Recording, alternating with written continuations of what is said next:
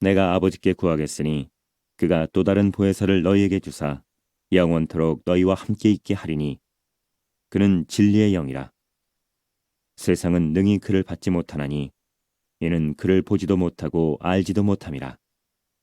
그러나 너희는 그를 아나니 그는 너희와 함께 거하시며 또 너희 속에 계시겠음이라. 내가 너희를 고아와 같이 버려두지 아니하고 너희에게로 오리라. 우리가 지금 사순절 기간을 보내고 있습니다. 저도 지난주 그 월요일에 이제 새벽에 일어나서 날 위하여 고난을 당하신 주님을 이제 찬양하고 그리고 높여드리는 이제 기도 시간을 가지는데요. 근데 주님의 보혈을 찬양하면 또 이렇게 보혈의 찬양이 자연스럽게 성령님을 또 높여드리고 성령님의 임재를 구하는 찬양으로 이렇게 바뀌어지더라고요. 왜 이러나 하면서도 또 보혈을 찬양하면 또 성령의 임재를 찬양하는 그 찬송을 이렇게 부르게 되더라고요. 그래서 순종해서 이제 마음껏 성령님을 찬양해드리고 또 성령님과 함께 하지 못했던 삶을 이제 회개하고 이제 이렇게 후떡 1시간 반이 이제 지나서 이제 새벽 예배 드리려고 이렇게 나왔었는데요. 새벽 예배 마치고 성경책을 찾아봤어요. 왜 이러냐 봤더니 예수님께서 십자가를 앞두시고 이 성령님을 이제 언급하셨더라고요. 그러니까 이 사순절 기간에 우리는 주님의 고난, 나의 죄, 묵상하면 우리에게 많은 유익이 있어요. 나의 죄를 묵상하고 주님의 고난을 또 아파하고 그렇게 사순절을 보내면 이 죄의 싹신 사망을 이긴 이 부활의 그 기쁨이 나에게 물밀듯이 다가오죠. 나의 이야기가 돼요. 많은 유익이 있어요. 동시에 이 성령님을 묵상함도 우리에게 많은 유익이 있어요. 우리의 상상 이상의 풍성함과 나의 인생과 나의 가정과 나의 자녀, 우리 교회에 정말 놀랍도록 변화를 이끌어내는 놀라운 은총이 성령님을 통해서 이루어지죠. 저는 그 말씀을 보면서 이래서 자꾸만 성령님을 찬양하게 하셨구나 이렇게 알게 됐어요. 그런데 월요일에 하루 종일 내게 궁금함이 생겼어요. 아니 왜 예수님께서 십자가를 앞두시고 성령님을 얘기하셨을까? 이 질문이 떠나지가 않는 거예요. 아니 왜 예수님께서 그 중요한 십자가를 앞두시고 이 성령님을 그 순간에 언급을 하신 걸까? 여러분 십자가를 앞두시고 예수님께서 언급하셨다면 굉장히 중요한 거잖아요. 정말 중요한 거예요. 왜 그럴까? 주님의 마음이 궁금했어요. 그래서 오늘 본문 말씀을 보는데요. 자연스럽게 손가락이 이 앞장으로 넘어가요. 그래서 성경을 보니까 이 13장, 14장, 15장, 16장, 17장이 바로 한 장소에서 주님께서 계속 이어서 하신 말씀이더라고요. 그런데 이 13장, 14장, 15장, 16장, 17장이 어떻게 시작되었느냐면 주님의 큰 각성에서 이 내용이 시작된 거예요. 주님의 큰 깨달음이 뭐였느냐면 13장 이 앞부분에 보니까 주님이 안 게 2가지가 있어요. 아버지 하나님께서 예수님의 손에 다 맡기셨다는 것을 예수님이 알았어요. 무엇을 다 맡기셨을까? 인류의 모든 죄겠죠. 내가 알고 모르고 지은 죄, 내가 과거와 앞으로 지은 모든 죄를 다 예수님께 맡기셨다는 것을 주님이 아셨어요. 그리고 다른 하나는 이제 예수님께서 아버지께로 오셨다가 아버지께로 가셔야 된다는 것을 알게 된 거예요. 이 2가지를 알고 나니까 비로소 13장부터 17장까지 내용이 쭉 시작되는 거예요. 17장은 예수님의 기도가 되죠. 다 기도예요. 그리고 감람산으로 가시는 거죠. 그러니까 이 13장부터 16장까지 이 구조를 보게 되면, 이 흐름을 보게 되면 어떤 흐름이냐면 14장 전체에서 위기가 나와요. 그리고 14장에 성령을 언급하시는 거예요. 15장에서는 예수님의 권면, 너희는 이렇게 하라는 내용들이 쫙 나와요. 그리고 16장에서 성령을 또 한 번 언급을 하시는 거예요. 여러분, 이것이 바로 주님이 십자가를 앞두고 성령님을 언급하신 이유예요. 이 2가지 이유로 인해서 성령님이 내게 중요하고요. 우리 자녀들에게 중요하고요. 교회의 성령님이 중요한 거예요. 세상 사람들은 감히 성령을 모르지만 우리는 그 성령님을 알아야 돼요. 세상 사람들은 성령 없이 살아야 되지만 우리는 반드시 성령님을 내 안에 모시고 살아야 돼요. 왜냐하면 주님이 두 가지 이유 때문에 이 성령님을 언급하셨기 때문에 그런 거예요. 자, 첫 번째로 두 가지만 말씀드릴게요. 왜 성도들에게 성령님이 중요한가? 내 인생에서 일어나는 그 위기의 대안이 성령님이기 때문에 그런 거예요. 내 인생의 모든 위기, 어떤 위기도 다 이 성령님으로 말미암아 다 극복해내갈 수가 있는 거예요. 그래서 성령님을 언급하셨어요. 보세요. 지금 제자들에게는 위기가 오고 있어요. 예수님이 그 위기를 지금 알고 있어요. 예수님이 이제 이 제자들을 떠나가면 제자들은 홀로 복음 말씀을 읽고 세상과 맞서야만 해요. 얼마나 위태위태해요. 주님 없이 저들이 부딪혀야 될 그 냉혹한 현실, 그 환난, 그 핍박들, 그들의 미래가 위기예요. 불안하죠. 제자들이 만난 이 주님을 만나지 못한 또 다른 사람들에게 내가 주님을 정말 경험했는데 주님을 경험하지 못한 우리 자녀들에게 이 주님을 증거해야 돼요. 무거운 사명감 앞에서 위기의식이 있는 거예요. 무엇보다도 이 지구상에 주님이 남기신 말씀 중심의 공동체, 신앙 공동체를 각 지역마다 세워나가야 하고 그 교회를 지켜야 하는 무거운 책임감이 있어요. 한마디로 이 모든 위기들은 주님이 없는 가운데 생겨진 일들이에요. 주님 없는 것이 바로 제자들에게 위기인 거죠. 그래서 주님은 위기를 말씀하시는 거예요. 근데 참 재미있는 것이에요. 이 제자들이 경험하는 이 위기를요, 13장에 주님이 다 경험하시는 거예요. 참 놀라워요. 제자들이 이런 위기를 겪을 것을 다 아시는 주님께서는 그 대안이 성령님이야 이렇게 하신 것이 아니라 저와 여러분, 우리 후손들이 경험할 위기를 세 가지를 미리 13장에서 주님이 다 겪으시고 그럼에도 내가 이길 수 있었던 것이 바로 14장의 성령이야 이렇게 제시하고 계시는 거죠. 참 주님은 얼마나 좋으신 분인지 몰라요. 자, 13장에 보면 위기가 세 가지가 나와요. 첫 번째를 한번 볼까요? 우리 한번 13장에서 위기를 한번 발견해 보죠. 7절 말씀입니다. 7절 말씀.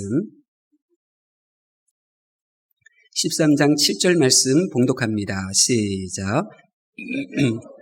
이르시되 내가 하는 것을 내가 지금은 알지 못하나 이후에는 알리라. 내 위기가 뭐냐면 나를 알아주지 않는 데서 오는 위기예요.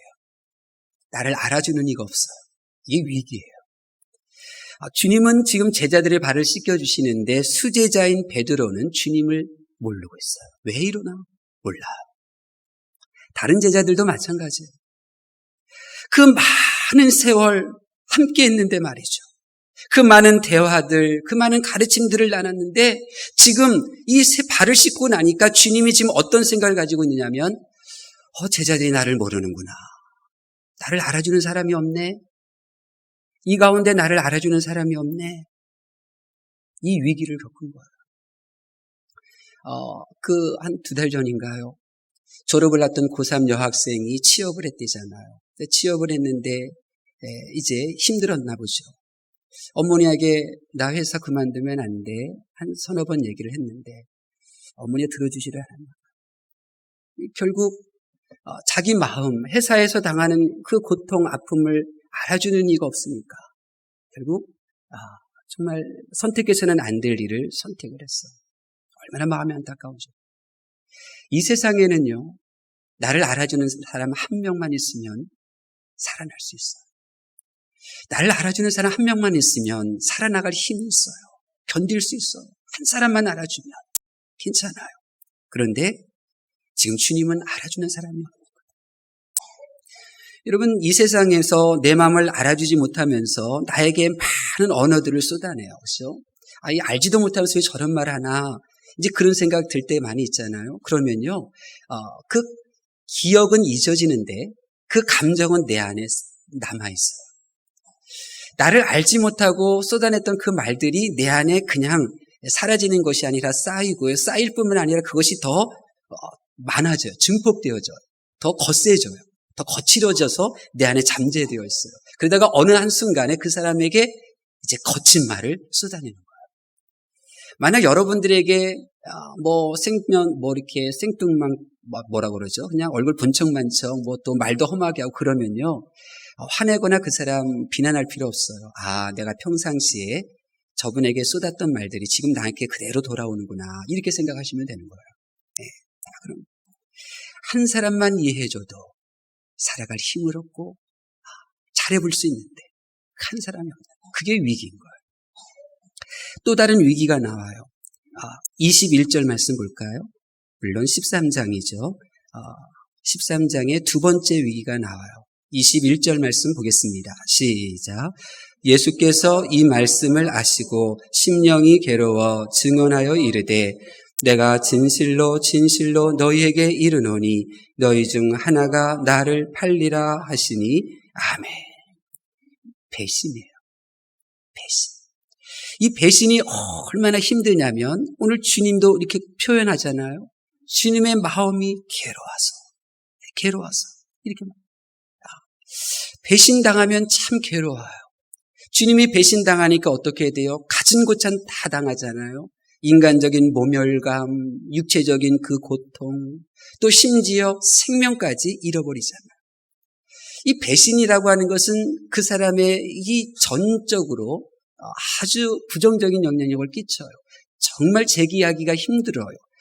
배신당한 사람은 물질적으로도 손해를 봐서 재기하기도 힘들지만 배신당하면 스스로 자기 자신을 작은 사람으로 만들어요.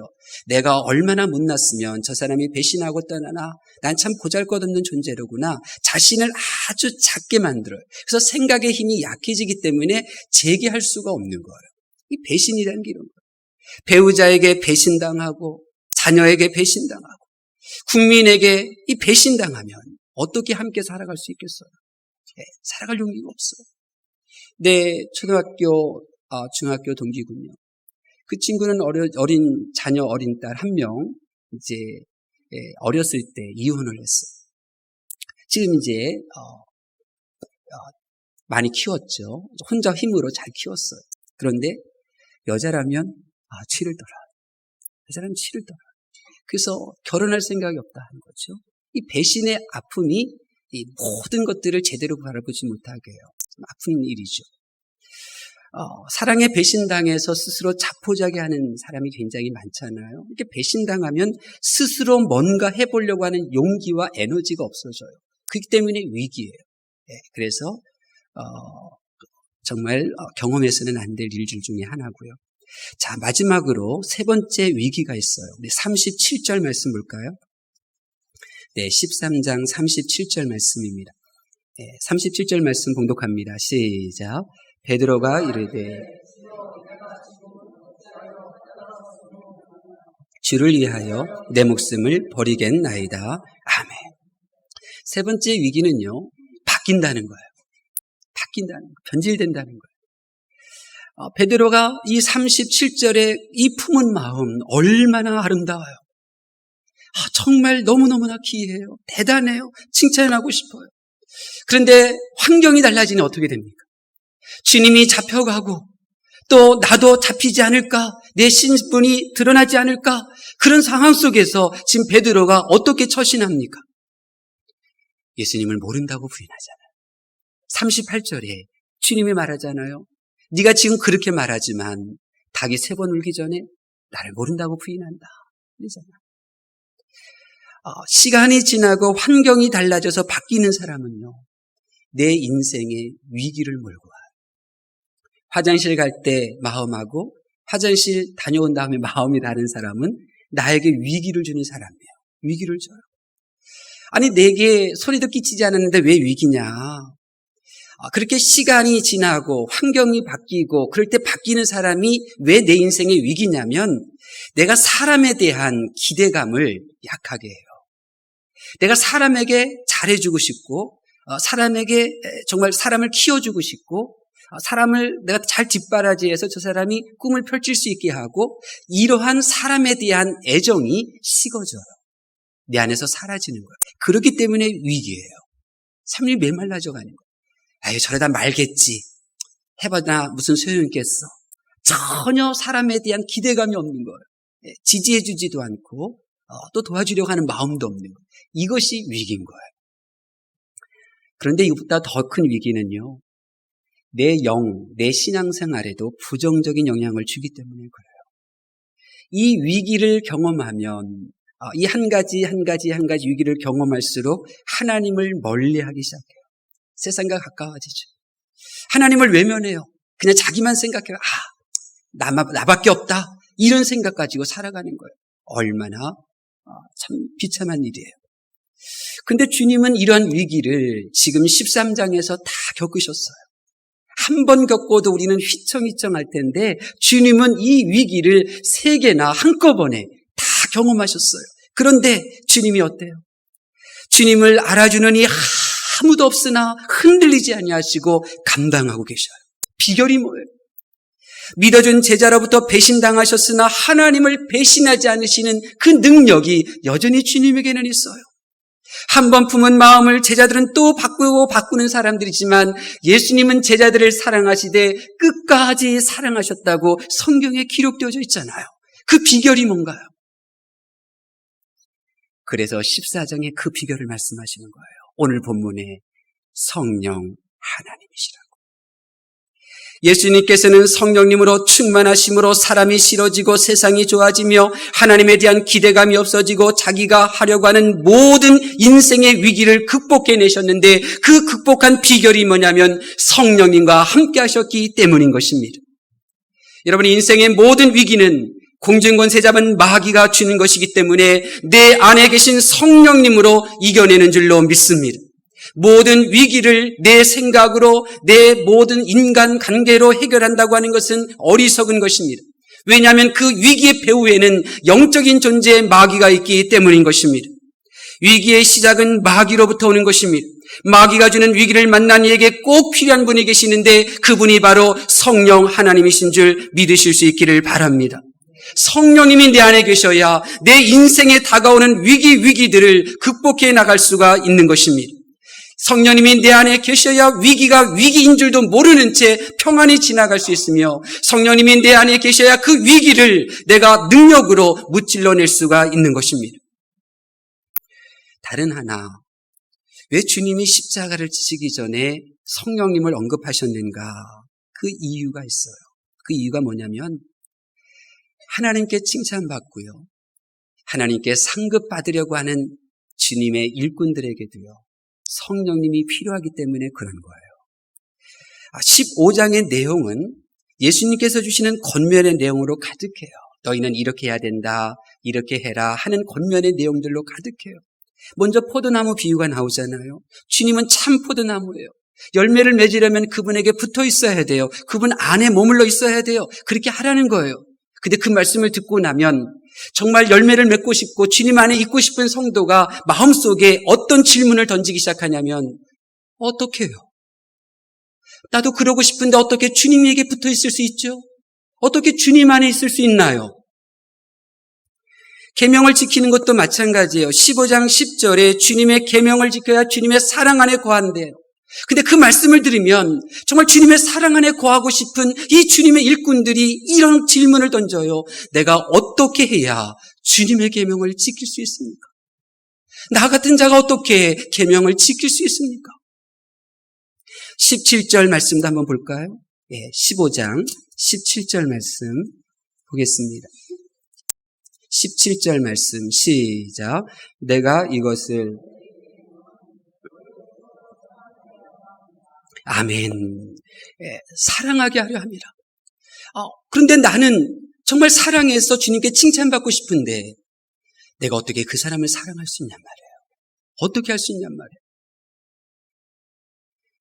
이런 고민을 하는 좋은 마음을 품은 일꾼들에게 주님이 말씀하시는 거예요. 16장 13절에 진리의 성령님이 오시며, 그래서 이 15장에 어떻게 주님께 칭찬받을 수 있나요? 15장에 어떻게 하면 사랑할 수 있나요? 이 질문을 던지는 하나님의 사람들에게 주님은 16장에서 성령님을 다시 한번 언급하는 거예요. 왜요? 주님께 칭찬받으려면 누가 필요하다고요? 성령님이 내게 필요한 거예요. 내가 상급받는 신앙이 되려면 내게 누가 필요하다고요? 성령님이 필요한 거예요. 여러분, 성령 하나님이십니다. 주님이 십자가에서 피 흘리심으로 하나님께 가는 길이 열렸으나 주님이 길이요 진리요 생명이심을 볼 수 있는 그 눈은 성령 하나님께서 뜨게 해 주시는 것입니다. 내가 하늘 상급받는 삶을 살려고 충성하는 것은 성령 하나님의 도움 없이는 안 되는 것입니다. 교회를 사랑하여 내 입을 것 안 입고 나의 힘에 붙이도록 주님의 몸된 교회를 위하여 헌신하는 것, 성도를 사랑하여 내 몸처럼 아끼는 것, 영혼을 사랑하여 그 사람에게 나의 시간을 주고 그 사람에게 나의 물질을 드리면서까지 주님을 전하는 것은 내 안에 성령 하나님이 없이는 할 수 없는 일임을 믿으실 수 있기를 바랍니다. 주일에 드려지는 이 예배의 자리가 복된 자리라는 것이 믿어지는 것 또한 성령님께서 주시는 은혜이고, 성령님께서 내게 그러한 은혜를 주실 때 내가 예배를 소중히 여기며 그 복된 자리에서 주시는 하나님의 그 풍성한 은혜를 누리고자 나의 마음을 활짝 열 수가 있는 것입니다. 예수님께서 하신 천국이 있다는 말씀이 믿어지는 것, 성령님의 능력인 것입니다. 주님이 십자가에서 피 흘리심으로 1만 번 죽었다 태어나고 일평생 혼자 살아도 결코 해결할 수 없는 내 모든 허물들, 내 모든 죄를 사하시고 가려진 것을 그 주님이시라고 고백할 수 있는 것 또한 성령님의 능력인 줄 믿으시기를 바랍니다. 하나님의 말씀을 경청하는 성도 여러분, 십자가를 앞두신 주님께서는 성령님을 언급하셨습니다. 왜 그렇습니까? 나의 죄, 우리의 죄는 예수님께서 십자가 지심으로 다 해결하셨어요. 이제 우리는 천국에 들어갈 수 있어요. 그런데 예수님을 믿고 천국에 들어갈 수 있는 은총을 받은 이 내가 바로 천국에 가지 않고요, 제약된 이 세상에 남아있잖아요. 제약된 세상에 남아있어요. 예수님을 믿으나 여전히 이 제약된 세상에 남아있는 내게는, 죄로 물든 내 인생에는 내가 스스로 자초한 위기들이 몰려와요. 이 제약된 세상에 남아 하나님을 섬기는 내게는 하나님의 말씀을 지키지 못한 그 절망감이 몰려온단 말이에요. 주님을 믿고 바로 천국에 가면 괜찮은데 이 제약된 세상 살면서 이런 인생의 위기를 극복하려면, 천국에 가서 칭찬받고 상급받는 인생을 이 짧은 인생 동안 내가 누리려면 성령 하나님이 나를 도와주셔야 하기 때문인 것입니다. 주님은 이런 내게 성령님이 필요하다는 것을 아셨어요. 이 제약된 세상에서 여전히 살아가야 할 우리들에게, 이 제약된 세상에서 하늘 상급을 받는 삶을 살아야 할 우리 성도들에게 성령이 필요하다는 것을 주님은 아셨어요. 그래서 십자가 앞에서 성령을 언급하고 계시는 것입니다. 성령 없이는 우리는 위기를 극복할 수 없습니다. 성령 없이는 우리는 하늘 상급 받는 삶을 결코 결단하며 살아갈 수가 없습니다. 그래서 주님께서 성령님을 보내주시겠다고 약속하신 것입니다. 하나님의 말씀을 경청하는 성도 여러분, 오늘 본문에 예수님께서는 말씀하십니다. 세상은 성령을 모른다고, 세상에는 성령님이 계시지 않다고, 오직 너희들이 성령을 알고 너희 안에 성령이 계시다고 말씀하고 계십니다. 여러분은 성령님을 아십니까? 여러분은 성령님을 얼마나 알고 계십니까? 하나님께서 온 우주 만물을 창조하실 때에 성령님과 함께 창조 사역을 하셨습니다. 그런데 어찌하여 성령님 없이 여러분이 결혼을 하고 여러분이 가정을 이끌고 자녀들을 양육한단 말입니까? 예수님은 온 인류를 죄에서 구원하시는 사역을 하실 때 성령님과 함께 사역을 하셨습니다. 그런데 어찌 내 안에 성령이 충만하다는 확신 없이 그렇게 사랑하며 살려고 하신단 말입니까? 우리에겐 성령님이 필요합니다. 우리 가정엔 성령님이 필요합니다. 우리 교회에도 성령님이 계셔야 합니다. 여러분은 세상이 모르는 성령님, 감히 이 세상에 거하지 않는 그 성령님이 여러분 안에 거하실 수 있기를 바랍니다. 우리 부각교회가 기도하는 교회 아닙니까?